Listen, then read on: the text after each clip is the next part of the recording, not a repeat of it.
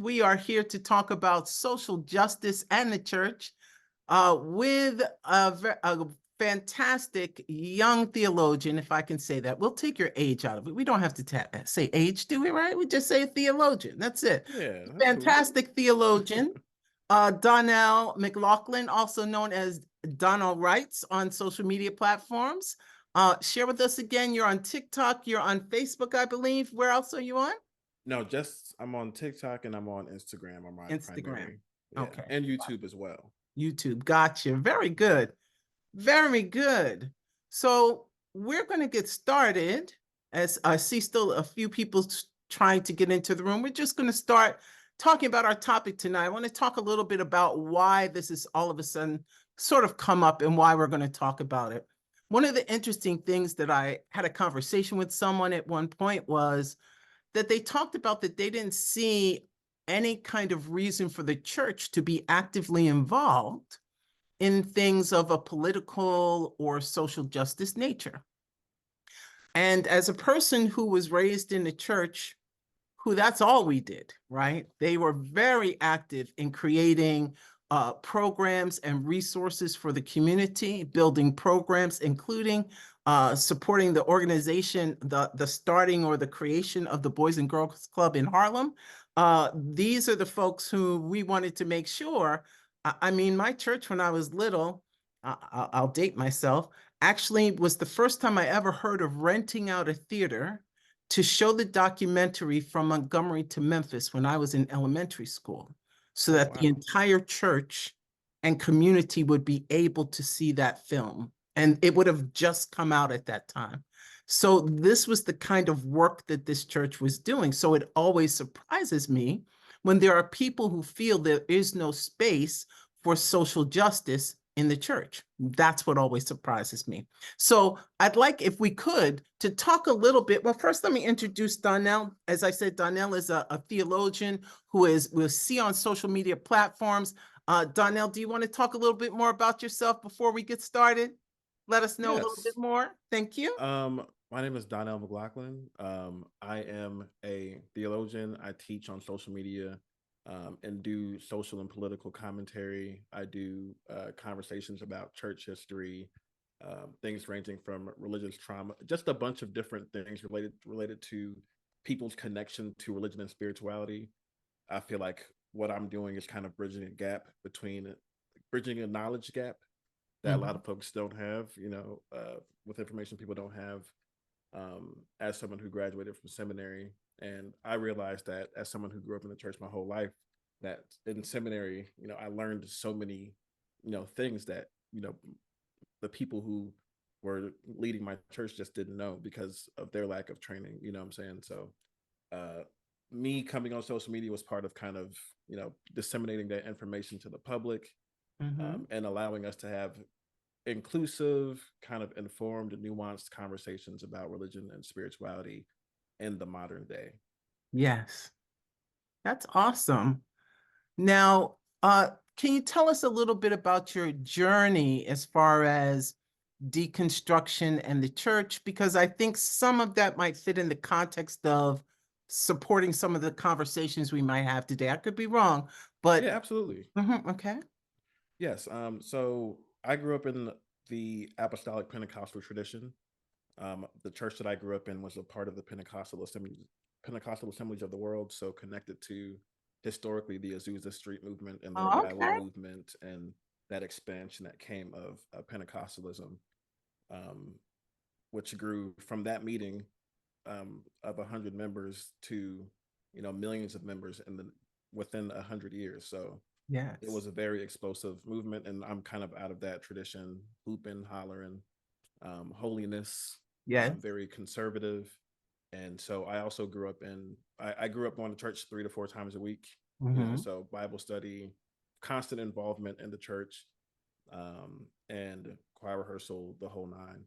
And as I grew up and matured, I ended up, doing Sunday school teaching when I was 16 years old, um, played instruments, sang in the choir, did plays. So I was heavily involved in the church growing up. And a lot of my relationship with the church began to shift, of course, as I just matured and started to think about things more critically, and being able to go to school and learn information about history that kind of really shaped my perspective, and brought new questions that weren't there before, Mm-hmm. or I didn't, questions I didn't maybe have the words to formulate then. And so my journey in spirituality has just been one of curiosity and a commitment to love, because that's what I was, brought up to believe, that love is the foundation of everything that we do in our faith. And, it's the chief, the kind of supreme commandments of God, of the universe, of spirituality. And so my commitment to that and just my curiosity is kind of what led me to, eventually go to seminary and do research and ask questions that I had not been able to ask before. And that educational journey, listening to people's stories, going through college and hearing people's stories, because I studied creative writing nonfiction in undergrad. So I spent my whole college career listening to people tell me their stories, and a lot of it had Mm. to do with religion and spirituality, and the trauma that people experienced coming up in those communities. So all of these things kind of led me to a reimagining of how I understood religion and spirituality. Um, to the place now with going to seminary, I learned about a lot of different religious traditions as well, and was trained by a womanist scholar who was a student of James Cone, who's the father of Black liberation theology. So that's kind of my matriculation. And obviously, when I encountered womanism and when I encountered Black liberation theology, that kind of blew everything up in the best way possible, and Mm. allowed me to kind of reimagine my faith. Yes. Awesome. We have feedback. Amen. Very impressive. So in regard to God bless you, the Azusa movement, what was their sort of interaction as far as civil rights, right? Holiness is holiness, but did you see a lot of social justice type work as part of that experience when you were younger, prior to So encountering James Cone? no, I feel like a lot of my church, a lot of the kind of the Pentecostal movement was all about expansion. That's what the revivals were about, getting people to, have a new kind of reimagined, refreshed experience with church. Mm-hmm. And that attracted a lot of people because it was different, it was organic, Mm-hmm. and there was a lot of different spiritual things that were happening, speaking in tongues, and um, you know, getting slain in the spirit. So all these kind of, and these were things that were once exclusively Black practices that are now introduced to broader audiences, and now white folks and Black folks are gathering together in these Right. spaces. um, so I think historically it's because of our commitment to evangelism and expansion, that's always kind of been the focus, like getting Mm-hmm. folks in, getting them plugged in, and getting them to be a part of community. But like the chief focus is making sure that we are, getting people to convert to the faith.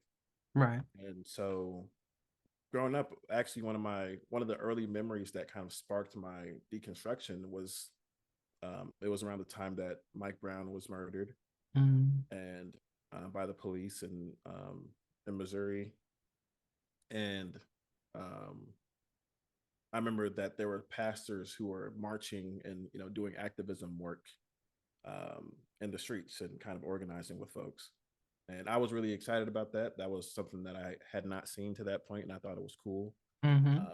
And it piqued my interest. But I remember hearing, a leader in my church be critical and say that they should not be outside protesting; they should be in church.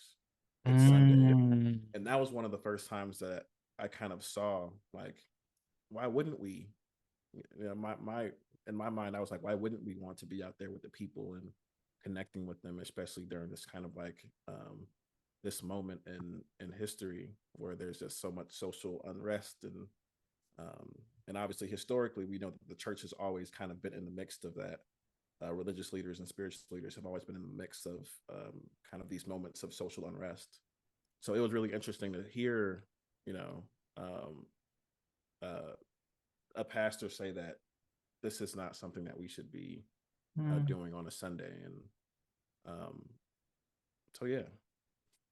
Well, that leads us in a great segue to the history of social justice and particularly Black churches. And perhaps it's my ignorance, but I again see social justice work as coming out of the Black tradition of church rather than the European Absolutely. centric tradition of church. But can you give us a little information about the history of social justice and then the history of social justice in Black churches? So I feel like the connection of the social and the political in the Black church came um, out of a space of this is all that we have. Like the Black church was the only space that we were allowed to really gather. And in the beginning, it was supervised, but of course, as you know, when slavery became abolished, you know, we start seeing this emergence of Black churches in the South, um, you know, run by Black folks, local churches, and but before it was the only space that we were allowed to really gather in. And so when that's the only meeting place that we have, you know, a lot of the conversations that we're going to be, you know, having are coming in that space. And so the combination of that being the space that we were allowed to, you know, be in a group setting in, and the need, the just the dire need for just change and social transformation is what led to, I think, the emergence of social justice in the church. And that's why I think the Black church has played a central role in the lives of enslaved Africans, because you know that was the space that we were allowed to gather. And Mhm. in those spaces, we got, you know, so many community initiatives emerged from these spaces that responded directly to the social needs of Black folks during that time.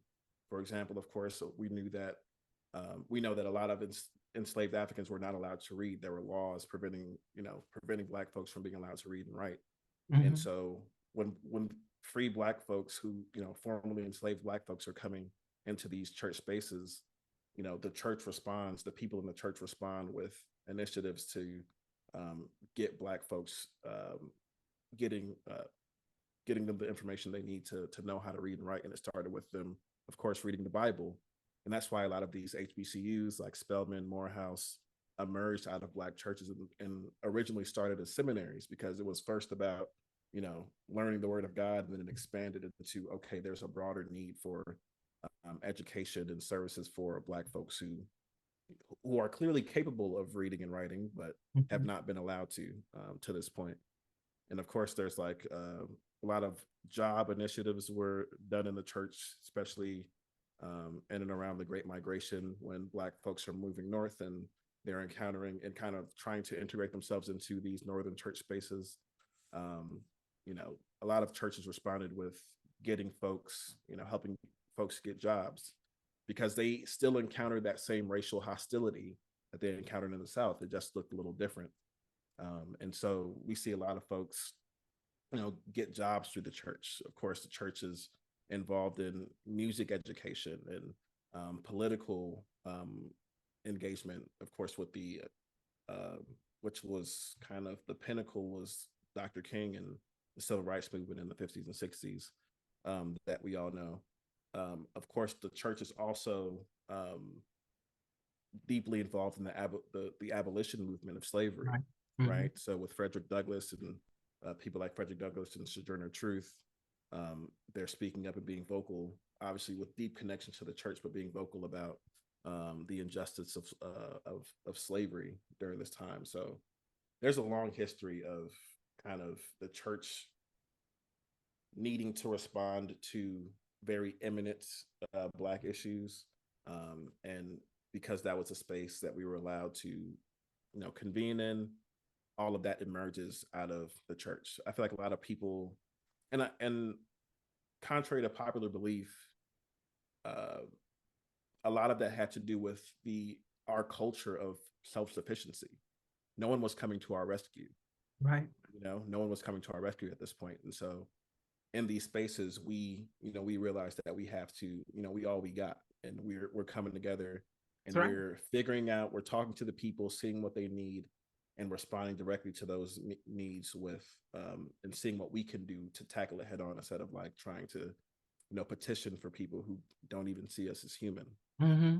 That's right. So do you see it more as a cultural input or a spiritual input, how social justice was woven through our whole experience, right? I feel like it's just a combination of both, but Hmm. I know not enough credit is given to the cultural piece of it.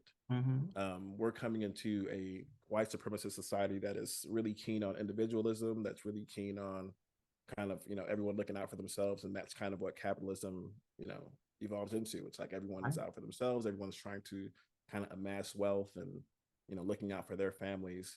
But I feel like we bring with us this kind of connection to just the land and the people. And I think we were always much more community oriented than the folks who colonized us. And so I think we see that it was a natural progression for us to evolve into these spaces and see how we can show up for each other, because we had always been doing that. We were always all we had before Yes. before things went left with European colonialism. Yes, yes, yes. And you mentioned a little bit James Cone, right? Love Yeah. James Cone. Can you speak a little bit to some of the messaging, right, that would have come out of James Cone and liberation theology and its impact at the time? Um, James Cone, James Cone's Black liberation theology comes to us really at the heels of right on the heels of the assassination of Dr. King. A lot of folks become disillusioned. Obviously, like that was an act of terrorism that was designed to make Black folks feel hopeless. Right. And I think after that, you see this kind of Black rage, right, and Mhm. anger towards the political system lead to this Black consciousness movements, leads to the creation of the Black Panthers. And James Cone's Black liberation theology fits right into that, Right. right in there, as a reclamation of, it reclaims this theology and takes it out of the hands of white folks and says that actually the only person that can really identify with the story of Jesus as someone who was, lynched for while being innocent, and who was, not received by his own, and who was, unhoused, who was a, immigrant, who was a refugee. Like, it's like all these we identified and connected with the story of the struggle of Jesus in a theological way. And Mhm. James Cone really lays that out with a theology of Black liberation, which really talks about the story of Jesus, reclaims that story, and says that in order to fully understand the message of Jesus, you have to become ontologically Black. You have to view things and decenter whiteness and view things from a Black perspective to Mhm. fully understand the story, because you can't understand the story of Jesus if you can't understand the story of Black folks in America who suffered terrorism and who were lynched, and things like that. And I Mhm. feel like that really, it kind of allows the church, it gives the church some staying power at a Mhm. time where people are really becoming, um, you know, in a sense, I would say disillusioned with the church, or they were kind of backing away from it. Like, I think the incorporation of, no, you can have a theology that that sees your Blackness, that connects your Blackness to the deity that you worship, and that from that place allows you to live in a way that honors your Blackness, um, and that allows you to advocate for yourself and for your community. Mhm. You don't have to just take things sitting down. You can move into the space of justice from a theological perspective. Right. And forgive me because I always like to define our terms first. So those who Yes. aren't familiar with it, right, are able to we have a common reference from which we're working. So, Yes. so far we've used the term social justice, we've used the term liberation theology. Can you talk about sort of where you define both those terms and how they may or may not interact? Um, Social justice, I feel like it's one of those. like it's a term that can have a lot of different definitions, but I generally think of it as a movements, actions, initiatives, entities that are committed to allowing people who are allowing the marginalized, allowing those who are oppressed to find justice in this time, and that looks like a lot of different things. And a lot of different people take on different initiatives, but it's really about changing society in a way that makes it justice oriented, that Mhm. that understands that no one of us can be free until all of us are free, that understands that that injustice anywhere is a threat to justice everywhere. Like that understanding of it can't be just if everyone does not have access to it Mhm. because of the sole right that they are living, breathing human beings with Mhm. rights to life in the best way possible. Right. Um, and liberation theology is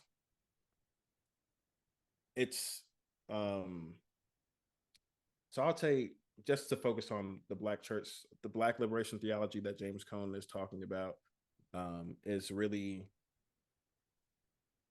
kind of reclaims the story of Jesus and reclaims Christian theology in a way that kind of centers and advocates for the liberation of Black folks from oppression. And in the same way that Jesus triumphed in the end, like liberation theology sees us working towards a future where in the end Black folks have justice and um, they're free. And Right. a lot of it starts with religion, because that's kind of the thing that has framed our relationship and understanding to this country and to um, and to our existence in America. Um, and so liberation theology sees that, connects us to that story, and sees a future for us that is liberated, that is very Black, and that is inclusive of all of us. Mhm. I'm going to add two more terms for you because these are kind of trending terms, and some may connect them to what we're speaking about. But I believe these two terms have been co-opted, compromised, and misused and abused. One is woke, right? Mm-hmm. And the other is DEI nowadays, right? How do we see, right? These are trending things that have been taken from us, essentially. I can't say DEI particularly, but woke certainly was taken from us and used and abused in ways that it was not intended. How do you see those kind of trending terms as well for those who might listen and think, well, is this that or is this that? How do you see those working into the discussion of social justice and the church? Um, so I know the word woke has decades long history in the Black community, Mhm. but just in general, like it's always been about awareness of the situation that we're in, awareness of the systems that harm us and impact us, Mhm. awareness of it's just about being aware of your surroundings, being aware of the systems in place, and trying to live in a way that is woke, right? In a Mhm. sense that is, you move in a way that you understand the reality that we're facing as Black folks, and you move in a way that is that that is about preservation and is about Exactly. liberation for Mhm. every you and all the Black folks around you. Right. And then for DEI, which is being used as an adjective these days rather than a Didn't earn it. noun. They're not very creative, but Not at all. um so I feel like the DEI, diversity, equity, inclusion, diversity to me looks like everyone's, diversity, equity, inclusion. We're in a mixed company, but everyone's equal and everyone should be included. Mhm. That's what that looks like to me. So like in workspaces, when we see, Black folks constantly being underpaid, being micromanaged, experiencing microaggressions, racism, things like that, being over monitored, um, and also, of course, in leadership, you want to see, more leadership that reflects, the diversity of the um, kind of of the company, of the neighborhood, of the country. Um, and we know that that term has been, you know, co-opted and, you know, turned into a punchline. But Yes. this is a long history. This is what they do. Yeah. We do have a couple of questions, but we're going to be speaking sort of about the topics that I'm seeing the questions are from. So we've talked about a definition of social justice. We've talked about liberation theology. We talked about trending terms and how and if they fit into what we're discussing. Do you feel that liberation theology is still active or present in the Black church today? Um, I feel like it's still present, but it's not prominent. It's not. I don't feel like it is in a place where it's impacting like Black church culture. I feel like Black church culture still leans conservative, Mhm. still leans presently not as active and not very social justice oriented in terms of meeting the direct needs of, you know, the people in the pews, like in a tangible way, you know, Mhm. not with platitudes and, you know, we gonna be all right and, you know, hold on a little while longer, but actually what are we doing, what can we do to address the specific needs that our membership has. Mhm. um and I feel like that's just not as it's just not as present, not as prevalent today. And Right. I feel like one of the first times that liberation theology, it's also academic, right? A lot of Black churches don't have leadership that are seminary trained. Um, by and large, most Black churches don't have leaders that are seminary trained, and we're not just thinking mega churches. We're thinking Mhm. storefront churches, local churches, the church with 10 members to the church with 50 to 100, 200 members. Mhm. um, we're not seeing those. We're not seeing people who are seminary trained in the pulpit. And one of the first times that we see one like liberation theology discussed publicly is during the in a wide scale is during the presidential election of Barack Obama, Mhm. and his kind of public distancing from Jeremiah Wright, who comes from that school of Black liberation theology and Right. womanist theology. And so that was one of the first times that people started to see or watch sermons. People didn't even, I don't think people watch the full clips sometimes or Yeah, watch the no, full sermon. They just watch the little, you know, the parts that were put on social or on in the news by Fox correct. trying to discredit Jeremiah Wright. But these are sermons that I play today and put on social media and share in my videos and people identify with. But when it Absolutely. first emerged, it was not popular. You know, Right. people like kind of painted Reverend Dr. Wright in a way of making him, you know, look angry and making him look irrational. Um, and so seeing how the Black church responded, how some of the Black church responded, Mhm. not being as quick to understand Dr. Wright's perspective, being so kind of excited about, you know, Barack Obama and, you know, having the potential of a first Black president that we kind of overlooked, Mhm. you know, that kind of someone's being torn down here, Mhm. um, and and being misrepresented. Yeah. And so people didn't, I think that theology just wasn't, it's not, it's not commonly known, you know, to see Dr. Wright go on Fox News and talk about it with Sean Hannity. He's having Mhm. back and forth with Sean Hannity talking about womanist theology and what womanist theologians have you read and what, you know, liberation theologians, how many of Cohn's books have you read? He's asking Sean Hannity this on Fox News. Mhm. And, you know, so it's like that was one of the first times that we're seeing it on such a wide scale, but it's Mhm. being in this negative light. So people aren't even looking into what he's saying. They're just, you know, seeing him as, you know, irrational or whatever the case may be. So I just don't see it being very prominent to the point where it's influencing Black church culture as a whole. Gotcha. Gotcha. And it's interesting because in the Philadelphia area, Jeremiah Wright was on the radio. So he was my alarm clock. Every morning I woke up to a sermon from Jeremiah Wright. So Really? yes, it was on at those Oh wow. times. I don't know if you've heard of this AM radio. Okay. It was on Yeah, I had AM AM radio station. Gospel Radio 1390. All That's what I right. used to listen Yes, to. I think it Yeah. was something like that. Yes, yes. And they had some very, what we would call at the time now, forward thinking, right? People who we're not mainstream in the least bit. From my perspective, we're not Yeah. mainstream. It's had powerful, powerful messages. I do want to ask that we have a couple of questions, so I'll ask one of the questions now. Seeing that the church no longer has influence in our communities, how can Black males who are no longer listening or interested in this election, moving towards a name I will never speak, how does social justice become entwined? And that's 45. I'm speaking of Donnell, so you know. This is not justice. Are we going in the wrong direction? And could this be because the church is in the wrong direction? Wow, it's a very deep question. Mhm. Um, I I just feel like we're in a very unique time. We're in an unprecedented time in terms of I feel like we've always had um this understanding and framework of the lesser of two evils. But it's different when we know what the challenge is with Donald Trump, but we see, a Democratic president, you know, literally commit a genocide and provide funds and weapons and ammunition to commit a genocide.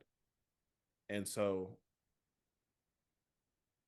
it's this is really unprecedented. I don't know what can be the shift. I don't know what gets Black folks more, um, you know, out of away from voting for fascism. Um, but I feel like what's happening more than that is that people just aren't voting. Mhm. People feel really disillusioned with the voting process. Like we had an election in Chicago for the primaries and things like that, but it was also about in Chicago about using taxing $1 million houses to fund housing for the tens of thousands of unhoused folks that we have living in Chicago. And that would have been a transformative kind of unprecedented thing, but no one showed up. Like people just didn't Wow. come to the polls. It was one of the lowest poll turnouts in years. And so I feel like people are disillusioned with the entire process overall, because we're seeing, you know, that a lot of folks feel like there's no winning, Right. you know. So that's a very difficult place to be in, and I'll just leave it there because, we could spend a long time theorizing and trying to figure it out. But I will ask this one follow-up though. But is this where, granted, the church is not going to have a whole lot of influence in the generations of people who are disillusioned and don't really want to vote, right? But is mhm. this where, again, we're talking social justice in the church, where is this where the church steps in and does some work, right? Does some work in order to not just invites the president to hear him talk, but does some other work to build and to make impact both on the parties, right, and in the community. I feel like the challenge in that, I feel like where a lot of churches lose the authority to speak about uh, voting or kind of rally people around voting is if you don't have a track record in the community, if you don't Mhm. have a track record with doing taking on initiatives and trying to meet the needs of a community, it's very difficult, I think, to go from not being involved socially in your community to advocating for voting or trying to get a political candidate to get people to support a political candidate. Mhm. um, and I think that's the challenge. Like that's one of the many reasons why I think the church is losing its kind of relevance, is because it's kind of fallen behind. Mhm. And if there was some, if the modern church had a more recent track record of being involved in those types of movements, it would be easier to have conversations around voting and politics. But unfortunately, that's just not the reality by and large. Right. Because that Yeah. was my question. Are those in the civil rights movements we saw churches as the epicenters of change, right? Of organizing, of making an impact, of coordinating marches and protests and things like this, helping the organizations, the cultural organizations like the Southern, what is it, SCLC, SNCC, the Student Nonviolent, all of those organizations working sort of hand in hand. But when we get to George Floyd and Black Lives Matter, we see Yeah. the church take a giant step backwards, right? Hmm. Oh, we can't interact with them. Oh my gosh, I think they're lesbians. We can't possibly be connected. What do you think that is that the impact? Is sort of we're having the repercussions of those things now? That's kind of that's that's a case study of like, of where we are. Like the church's response to the Black Lives Matter movement and saying that they can't be a part of a movement that doesn't center the Black church as its foundation, because that's what a lot of preachers were coming out and saying. Like all these movements were done and centered around the Black church, and if these young people are not going to kind of adapt um, or pay reverence or pay homage in a sense to the Black church and their work, then we're not going to be as involved, or we're going to take a back seat. Or people didn't say that, but that's what they did. Mm-hmm. And the kids today pay attention to everything.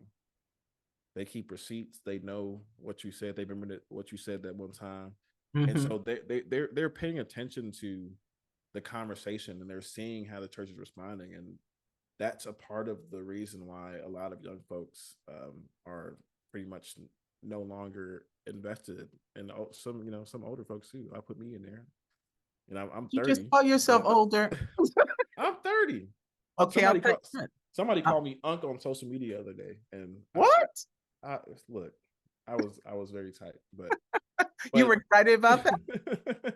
no, I wasn't excited. I was Oh, you like, wasn't excited. Okay. how Unc is crazy. I don't That's even. that's a little, yeah, that's a bit much for you, I have to say. Yeah.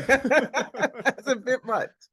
But I Yeah. will So ask this. So, based on what you've just said, do we even need the church? Do we even count on the church in this social justice work that helps us to be active on behalf of the community from a political, from a social perspective, from a social justice perspective? I really feel like we're in a time where people are no longer beholden to institutions, Mhm.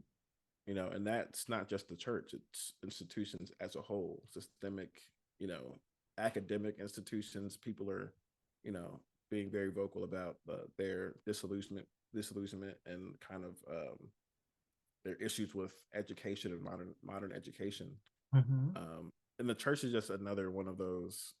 It's an institution that has done a lot historically, but this era, we live in a very like kind of attention. Um, I feel like we're in a time where people are really saying like, what have you done for me lately? How Right. is the church showing up today? What is Mhm. it doing? We know the history, we understand, and we revere the history, and we're not dismissing our ancestors, because people who are not in the church, they haven't abandoned their spirituality. Right. They're just no longer beholden to the institution and trying to commit to the institution. Right. So people still have their faith and have evolved in their spirituality, and I think that's what we're seeing more than people necessarily abandoning the institution and or abandoning the religion. Mhm. So I think that I think that the church just needs to worry about itself and Worry needs to, about yourself. I feel like it's really like there's nothing that I don't think the Black church can say anything that will shift the hearts and minds of people. I think people are more invested in seeing what the church will do, Mhm. because that's what people are paying attention to. What is the church going to do to respond to these unique times? Right. What is the church going to do to advocate for the marginalized? What is the church going to do to show up in social justice spaces without Mhm. having this kind of air of superiority, in a sense of Right. moral high ground where they can't interact with people?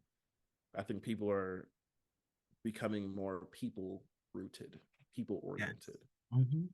Now, I what's remember interesting? Oh, I'm during sorry. my Go ahead. Mhm. no, the last thing I'll say is that I remember during my when I was defending my thesis, um which was on the birth of hip hop, which is interesting because that's one of the things that kind of started the rift between generations, is that the church's kind of immediate rejection of hip hop music and hip hop culture. And Mm-hmm. you kind of see that kind of that chasm carry Mm-hmm. on to the future, to now where, you know, a lot of young people are just not in those spaces anymore. Right. Yeah. Um, and so I think that I remember being defending my thesis, and my professor said that I'm worried that you're reframing the church and breaking open the walls of the church Mm. with my work. She said it was, you know, she was worried that I wasn't thinking about the implications of, you know, what I was saying, because it was so like about the people, and, you know, it wasn't really beholden to the church and the way that I approached it. And then I remember, not, I didn't say this during the thing, but I remember feeling or thinking like, I'm not loyal to the church, I'm loyal to the people. Right. You know, like, it's the people. I'm listening to what the people are saying. The people have been hurt by the church, and they're walking away from the church, and the church is losing that kind of that relevance and kind of moral authority to speak to a lot of folks. Mm-hmm. And I think people are really leaning on each other now more than ever, and trying to um, you know, affect change in that way. Mm-hmm. Now we have someone who's raised a really good point. Um, in I hate saying in the olden days, so I'm not going to say that.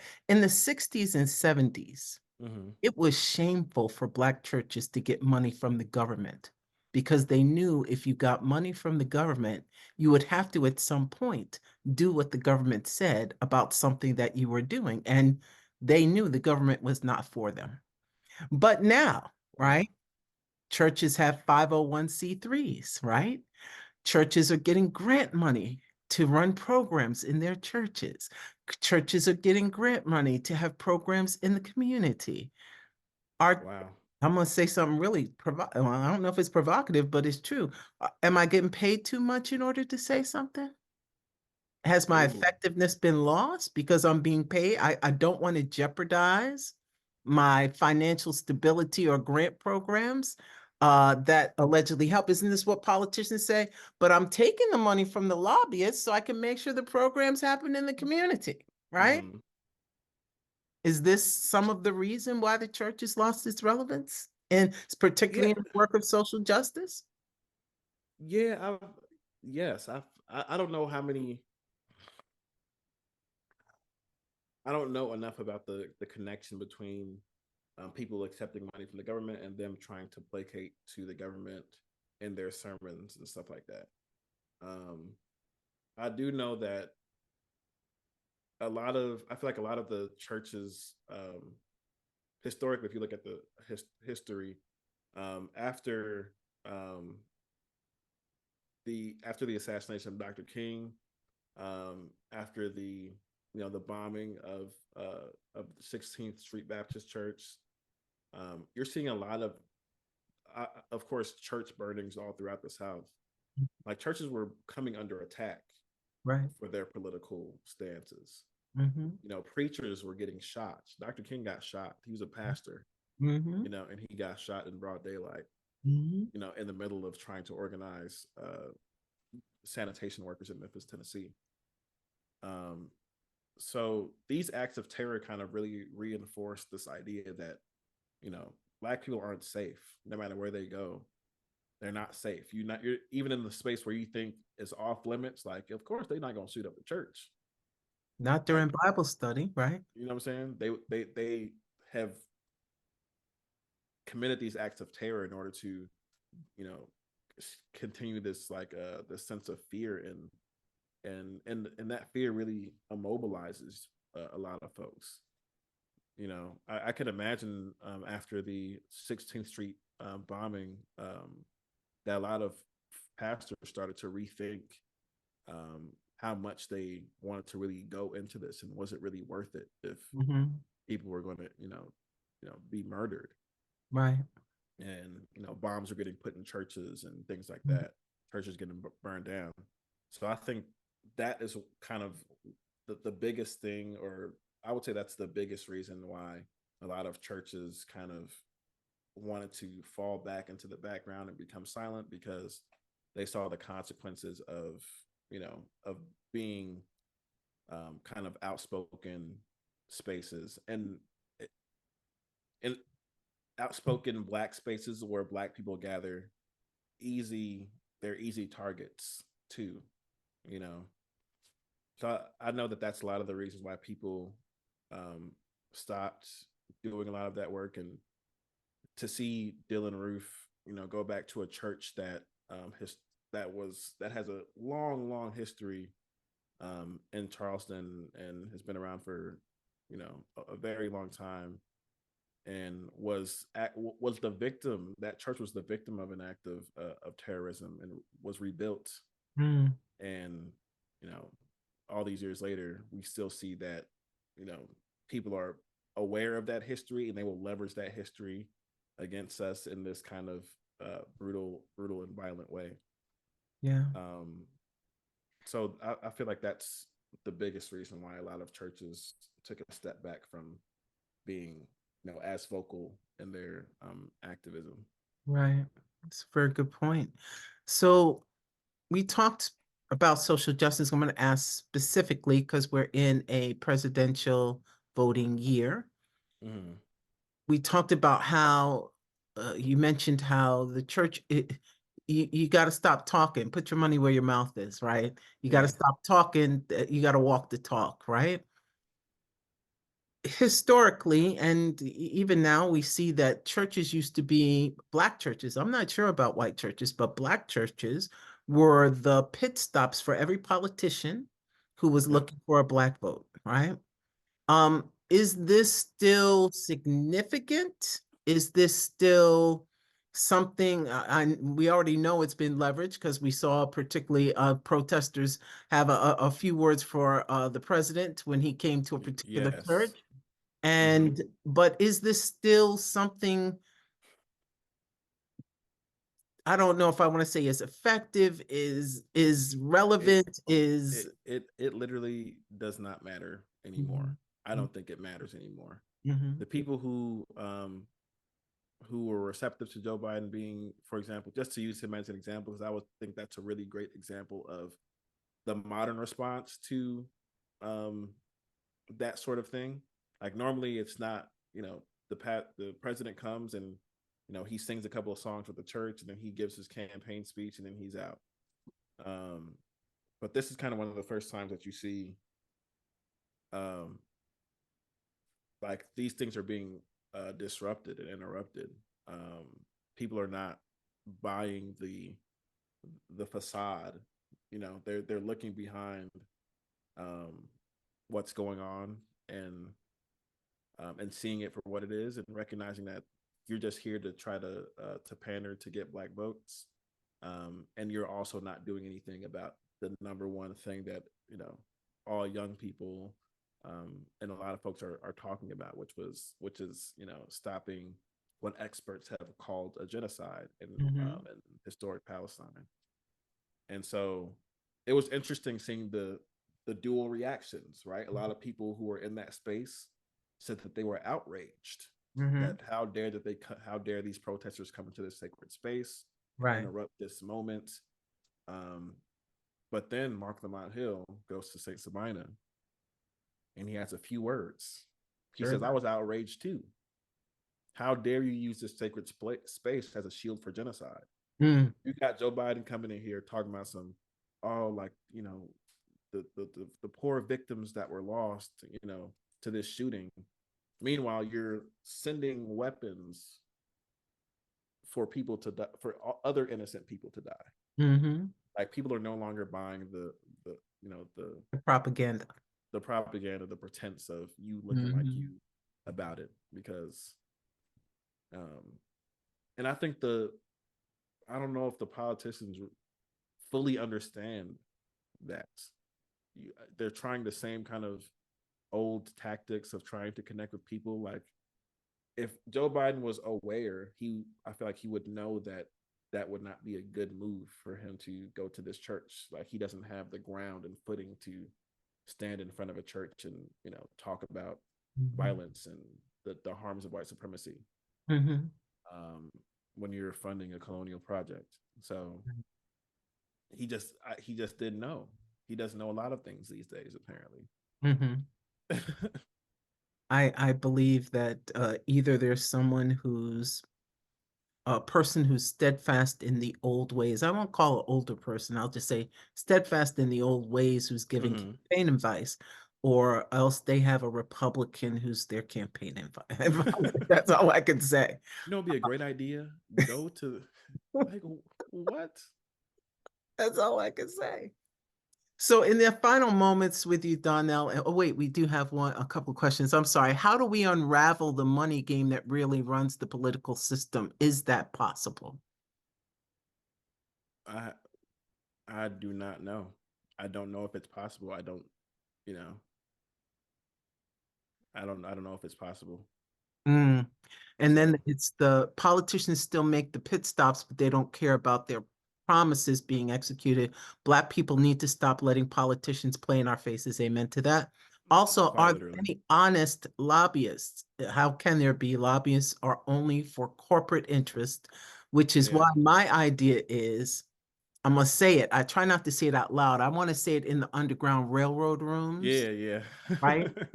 If Black people could create lobbies, right, that could create money, if we could get Oprah and Will and Beyonce and Jay-Z and these folks to help fund something on behalf of the communities, which is unlikely, but if we could, right, that we might be able to affect change in those things. And my next statement is if we can't, buy fractional shares of corporations and then speak when it comes time for the voting things, right? Vote Hmm. against corporate executive compensation in every fractional share. You don't only need $5 to vote as long as you have a share. You don't even need to have hundreds of thousands of dollars. And if most Black people bought, this is another way of protesting. Target one particular corporation, buy a whole bunch of shares there and start making impact. That's just my ideas. But anyway, right, Hmm. in regard to this, in our last few minutes, what would be your charge to the church as it is now in regard to social justice? Um, my biggest charge to the church. I remember hearing this when I was growing up. I heard this pastor say, "Don't be so heavenly minded that you're no earthly good." Mm, And so I think of, you know, in a time where we're, at a really unprecedented time in history. The eclipse happens, and all you hear are religious folks talking about the apocalypse is here and mm, all this stuff. Like people are so seem to be so detached from the gravity of the moment that we find ourselves in, that it is disturbing. mm, Um, but I really believe that radically inclusive, justice centered love is the only thing that will save the church, mm. because the church need to get saved, Amen. you know, in a real way, not in a like, oh, it needs to be preserved and brought back in the same way. It will never. I don't think it'll ever be the epicenter of um, black kind of spirituality, morality, consciousness again. It'll be a part of it. It will always be a part of that, but I don't think it'll have the same place because now we have so much more access to different spaces, right? We we can gather in so many different ways now Mhm, that we don't need the church to be that gathering space for us anymore. mhm, Um, so it'll always be there, but it needs to be recommitted. It needs to be recommitted, and there needs to be a revival of um, radically inclusive, justice centered spirituality that is rooted and focused on the liberation of Black folks. mm. Because I feel like it's only focused on salvation, but we need to be focused on liberation too, Amen. and what that looks like. Amen. And it's interesting because my thought was when you said that is, as you mentioned, many of our congregations are particularly conservative. Mm-hmm. They then argue back, but we shouldn't just focus on us. That's what I'm saying, and that goes back to the first point I made. Mhm, Like the church needs to be people centered. mhm, Like the church is the people. That's what I've heard my whole life, but mhm. I've never seen it. I've never seen that theology really lived. Right. Because if the church was the people and people are hurting, what can we do to fix those things and not kind of give these empty platitudes without any action, without the church taking actionable items to meet the needs of people. Right. Um, but that's the reason why the church was relevant, because when it was because it was meeting the needs of the people in a tangible way. And by and large, it's just not having that same effect anymore. Right. And we had a couple comments here that said, we need to be serious and have a blackout day. Hold on, I lost that. At a strategic time. The game will change. We are the largest consumers in America. All we do is spend. Where are we spending our money? And strategically done, we have the economic power to bring the country to a standstill. Mm, we do. That's just a fact. We do. Mhm. So any final words in these last couple of minutes? Oh, wait, we got one more person. It's the strategy that makes the difference. It has to be a sustainable system to keep it going. Outrage only lasts so long. Survival in this capitalistic society takes over. Mm. So any final words for us, Donnell, as we wrap up? Um, I want to say this was. I was going to say this in the beginning, but I'll just say it here now. I think it's important that when we talk about the Black church and the history of the Black church, that um, we decolonize that perspective. And I'll give examples. So we don't say that the Black church was the birthplace of Black culture. Rather, we brought culture to the church, and we interpreted that culture through the lens of the church. Mm-hmm. The Black church didn't introduce us to spirituality. Like, we brought a very layered spiritual history with us, and we infused it into the religion that was given to us. And so those things are important. I Mm-hmm. think that when we talk about what the Black church has done for the Black community, Black people did that. You know, we did that for each other, Mm-hmm. and I feel like that's important. I feel like we give a lot of we kind of give the credit to the institution as if like the building, was doing the stuff, when it was really the Mm-hmm. people on the inside working together in a coordinated effort, and they just so happened to have access to the Black church, and that Mm-hmm. became the space out of which a lot of these initiatives were Mm-hmm. birthed. But I And think you forget that's about definitely people like Elijah Muhammad and Louis Farrakhan and the whole Black Panther exactly. Party, who created a whole program to serve communities. And the humanists, and there are so many people that get left out of the conversation of because of their spirituality or their faith. Mm-hmm. We dismiss the kind of the humanist voices, the Muslim voices, etc. That and beyond, above and beyond, the list goes on and on. That really impacted the progression of Black thought. Mm-hmm. I'm gonna ask you to step into your prophetic self and what future forward. Um, you've already said the church really is not relevant and has not shifted its perspective nor its actions to be so. That we really should look at a more um I'll call it ground roots, people to Yes. people connection in Mm-hmm. regard to doing the work of social justice. Is that where you see the future, or do you see further shifts in that perspective? Yeah, I feel like I see the future going that way. I feel like um, we're going to see a lot of church buildings closed down.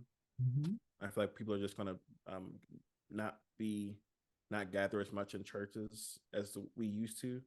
There's going to be other gathering spaces, but we're still going to have, you know, for those who still have that religious or spiritual component, that's always going to be a part of. We're going to keep that, and we're going to, Mhm. keep it with us moving forward. Mhm. But as far as like the spaces, I feel like we're going to see less church spaces. We're already seeing a lot of church buildings. Thousands of churches close every year Mhm. and get remodeled and repurposed in a sense.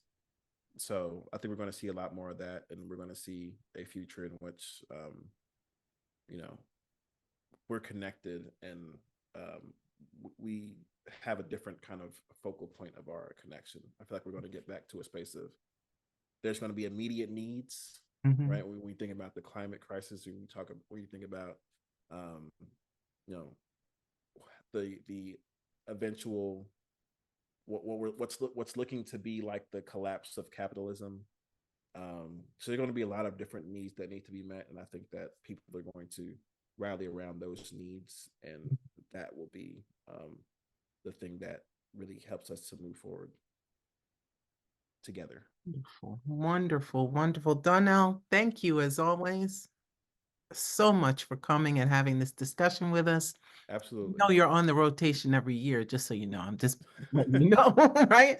I Um, appreciate you. we really appreciate you coming again. If you'd like to follow Donnell, he's on TikTok and Instagram at Donnell Writes, Writes, and a lot of great content, a lot of what Donnell has spoken about here. And do you have any books or other things that people can do to support you, a Patreon, etc., that you'd like to share?